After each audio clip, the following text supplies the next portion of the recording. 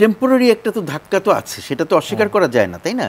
যে কোনো দুর্ঘটনাই একটা ধাক্কা দেয়, কিন্তু সেই ধাক্কা কাটিয়ে উঠবার মতন ক্ষমতা ইরানের আছে বলে আমি বিশ্বাস করি। এখন আমার মনে হয় সবাই সেটা জানে, কারণ ওদের যে স্ট্রাকচারটা, তাদের যে সিস্টেমটা, সেইটা কিন্তু তাদেরকে ধরে রাখে। তো সেইটা একটা খুব গুরুত্বপূর্ণ জিনিস। আর তাছাড়া এটা বরং যেটা হবে, যেটা বলতে পারি আমরা বরং, যে অন্যান্য দেশগুলো যদিও তারাও বুঝতেছে যে আমাদের লোককে মেরে ফেলছে, কিন্তু আমরা সোচ্চার হতে পারছি না। বড় বড় দেশ, আশেপাশের দেশগুলো কিন্তু যথেষ্ট সোচ্চার হচ্ছে না। তারা হয়তো বিভিন্ন সময় বিভিন্ন রকম যে সাহায্য পাঠানো ইত্যাদি এগুলো করছে, কিন্তু ইসরায়েলের বিরুদ্ধে সত্যিকার অর্থে সোচ্চার হচ্ছে পারছে না। কেন?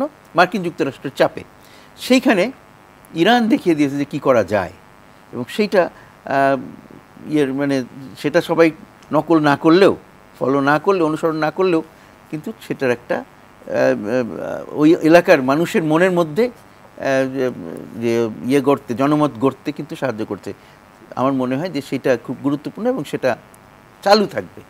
আর তাছাড়া আরেকটা জিনিস এখানে আছে, যে তুরস্ক ইরান একসময় কাছাকাছি ছিল না, এখন কিন্তু তুরস্ক ইরানের মধ্যেও অনেক, কারণ তুরস্ক ওখানে খুব গুরুত্বপূর্ণ একটা দেশ। একসময় তুরস্ক কিন্তু ইসরায়েলের সাথে ভালো সম্পর্ক তৈরি করেছিল, কিন্তু আস্তে আস্তে সেখান থেকে সরে এসছে অনেকটা, এবং ইরানের সাথে তাদের সম্পর্ক অনেক ঘনিষ্ঠতর হয়েছে।